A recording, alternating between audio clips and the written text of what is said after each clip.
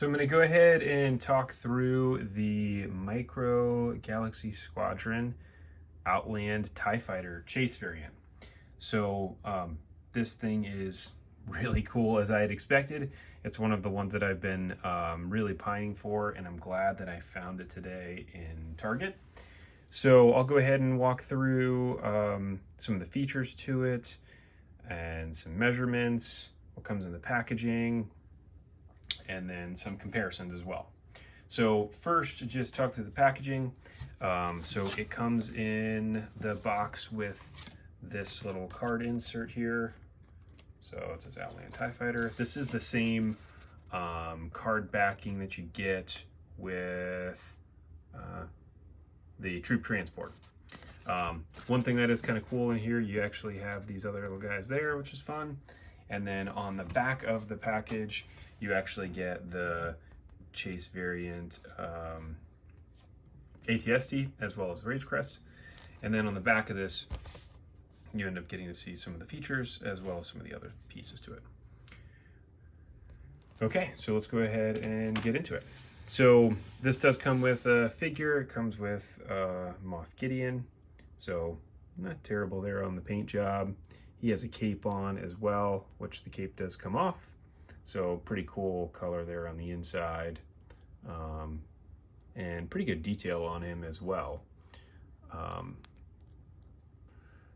that is that. Obviously get the little package with it as well, which is nice. And then now let's go ahead and look at the Outland. So it does come with the stand as well. So the stand is just a fixed stand. It doesn't actually go in anything. When it comes in the package, it's actually behind it like this. So when you pull the TIE Fighter out of the packaging, this part just comes right out. And it sits like that. All right, so here it is with its wings out, or its wings folded. So the folding part here, as it folds, it does click into place.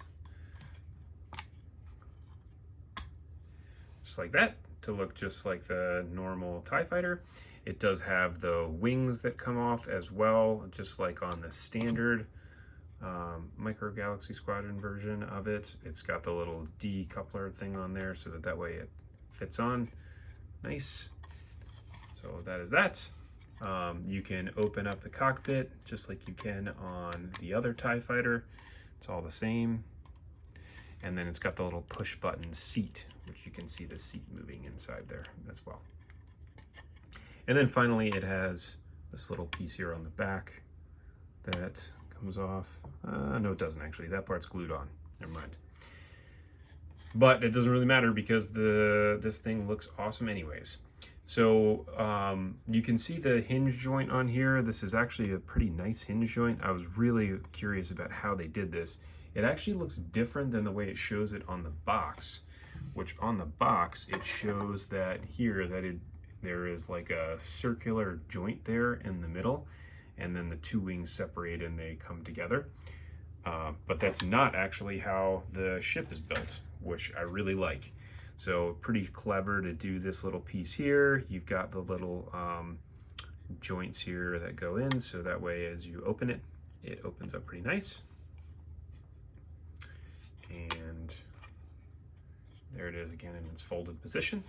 So as it sits on the stand, the two parts here they go actually on the front. So it'll sit like that. And then it rests on there pretty good. I would say the wings just about touch the ground. You kind of have to put it there and then push the wings down slightly in order for it to sit flush. But overall, looks really awesome. So from a measurement perspective, I was pretty shocked to see the size of it because you'd think, man, this thing's got to be a lot bigger than the other TIE Fighter, but it really isn't.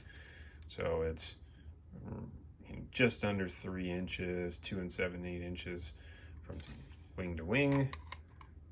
Top to bottom there is about 4 inches. Front to back is about 3 1/4 inches. So now if we look at this compared to the standard TIE Fighter, you can see the wings are almost the exact same height. There is a slight color difference.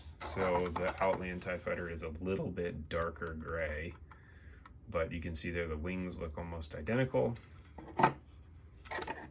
Here's what it looks like from the back. So a little bit more paint detail here on the Outland, just with a little red specks on there.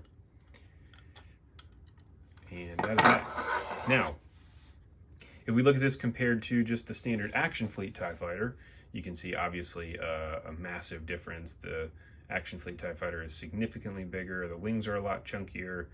The little flanges here on the side stick out versus on this one they don't. And then I've got here the Mission Fleet Outland TIE Fighter, and you can see again a massive difference there in the two. With this Mission Fleet one, which is still a really cool version of it, you've got this little gray part that's sticking out. So when you fold the wings, it actually has a little bit more parts where you can stop it. So you can make this thing go way out like that. And with this Micro Galaxy Squadron one, you really only have two positions. You have it all the way up like this, or you have it all the way laying down flat. So I would say, in my personal opinion, it doesn't really matter. I think being able to have it in the position like this, or when it's down, still makes it look really cool. This is an awesome TIE Fighter, and really cool toy. Hopefully that they kind of switch this around and don't make it as much of a chase so that more people can get it. But it is a really cool version of it. One last thing here before I end this, we'll go ahead and see if Moff fits inside. So he should fit inside. So all of the Micro Galaxy Squadron figures are about 1 inch tall. So yep, he's no different. Same articulation with the legs and the arms.